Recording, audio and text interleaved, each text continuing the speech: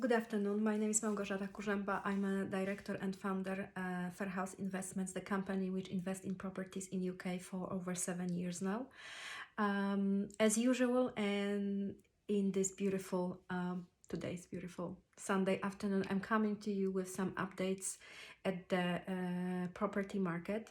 So today I wanted to tell you a few things about Section 24, which started being implemented in April 2017, and 6th of April 2020 it came into its final stage. So what happened?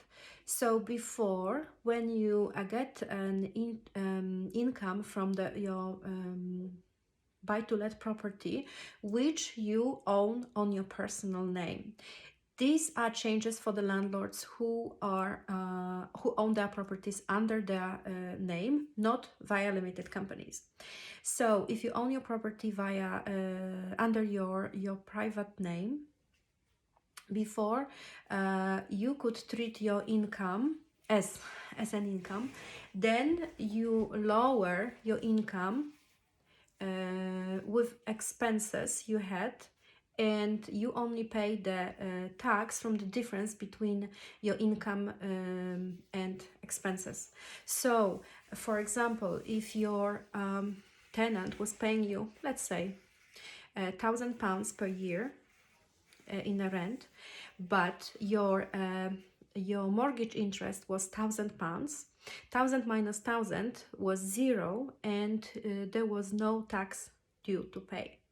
However, because of the changes from Section 24, as I said, final stage 2020, now we cannot reduce our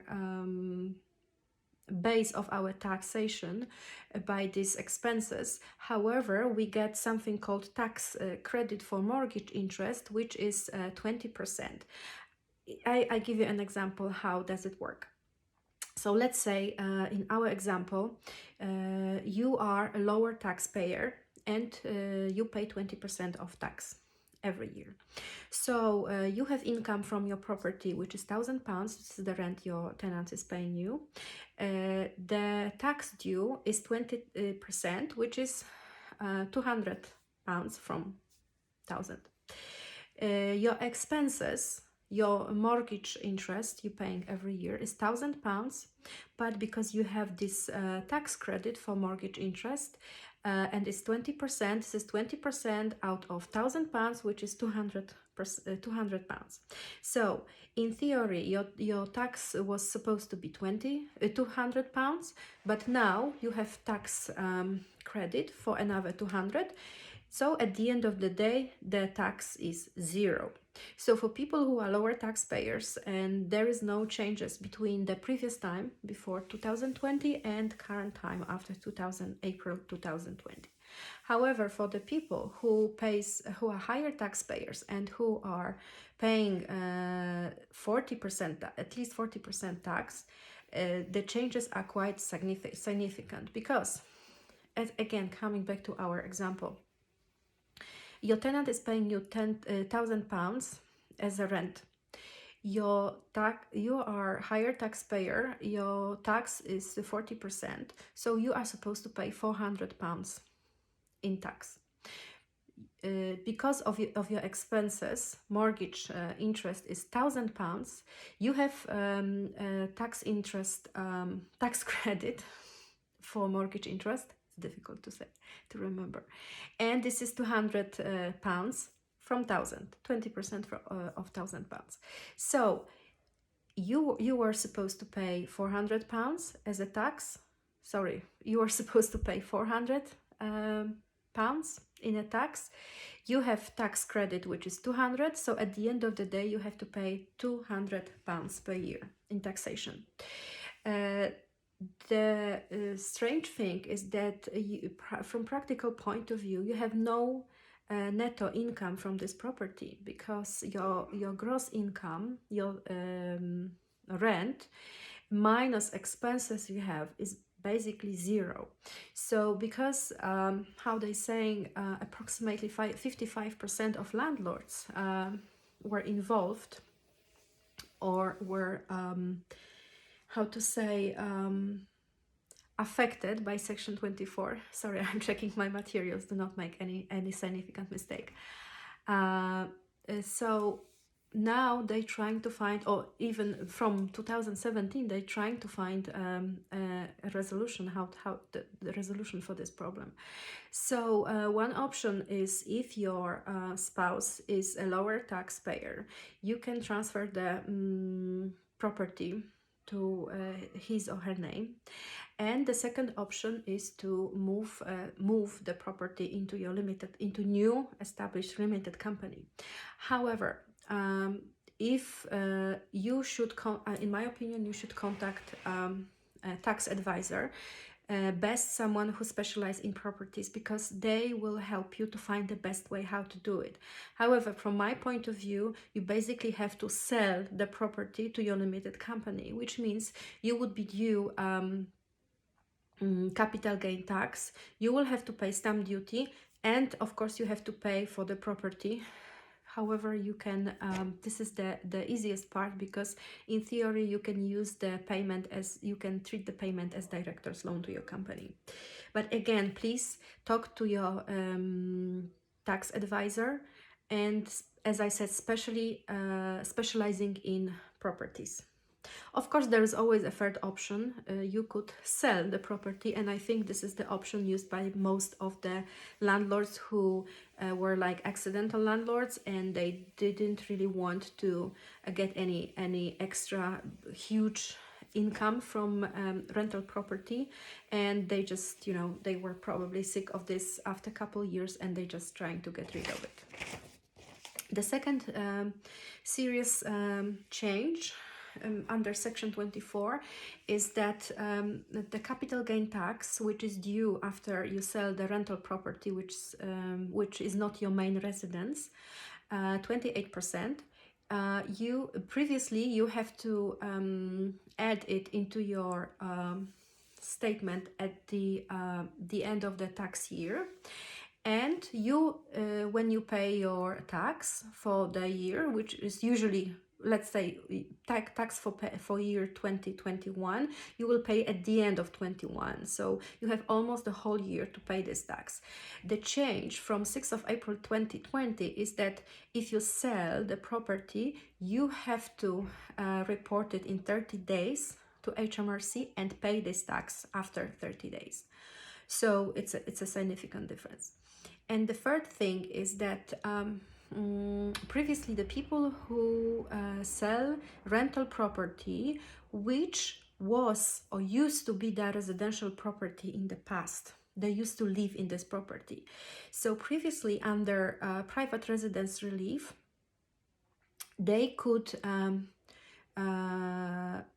diminish the time they live in the property. They could count this time when they live in the property into the which lower the amount of money from which they pay that taxation. So sorry. now I completely messed it up. So let's say you bought your house for 50,000 long time ago. You live in it. It was your main residential property. When it was worth 100,000, you left. You bought another property. You moved into it. The first one we're talking about, you rent. You rent to the tenants, and now the property is worth 200,000. So you want to sell this property now. So in theory, you are supposed to pay the tax from the difference between 200,000 and 50. So selling price and buying price. But because you don't count the amount of value it increased in the time when you were living in this property, the tax is due only from the amount between 200 and 100,000 pounds. And additionally, there was 18 months just before you were selling, again, to lower the amount of money you were due to pay tax from.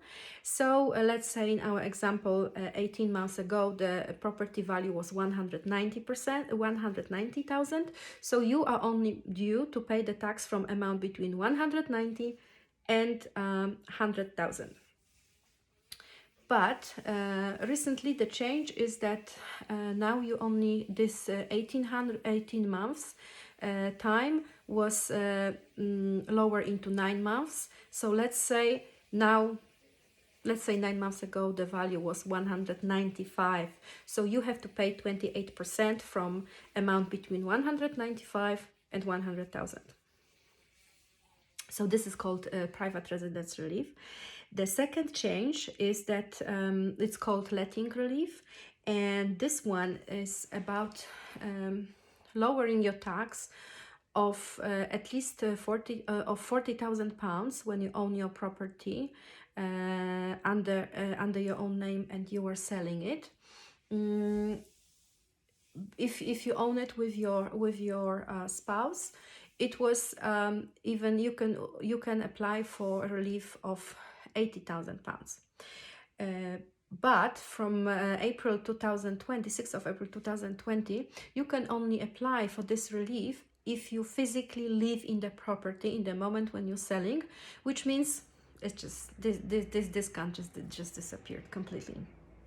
So sorry for a little mess. I was trying to explain in numbers. It's always easier to understand.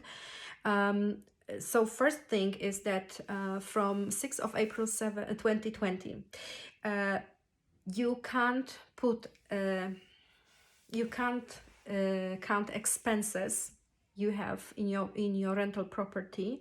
You could only use 20% of tax credit for mortgage interest. The second thing is that you have 30 days after you sell the property and to report it to HMRC, and you have to pay a capital gain tax from this. And the third thing are the changes for landlords who used to live in their properties, use it as a main residence, but they don't do it anymore. They rented it later, and now when they're selling, this is the property which is a rental property, but owned under their private name. Thank you very much. I hope I gave you some important knowledge. If anyone's seen it, just I don't know, give me a thumb up or thumb down. I don't know. If you have any questions about properties, I would be more than happy to answer them. My name is Małgorzata Kurzępa. I'm the owner of Fair House Investments. I'm trying to give you some information, some updates about properties every week. So please keep watching and let me know what you think. Thank you very much. Have a wonderful afternoon. Bye bye.